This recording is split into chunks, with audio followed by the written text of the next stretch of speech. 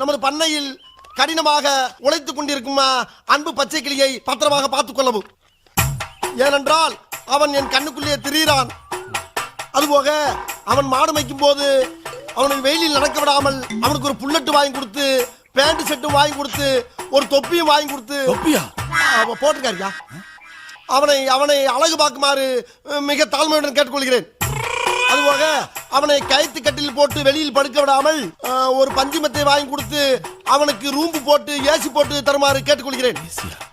இவ்வளவும் போக ஒரு முக்கிய குறிப்பு, நமது குடும்பத்துக்காக கடினமாக உழைத்துக் கொண்டிருக்கும் அந்த ஒப்பற்ற ஜீவனை நாம் பத்திரமாக பார்த்துக் கொள்ள வேண்டும்.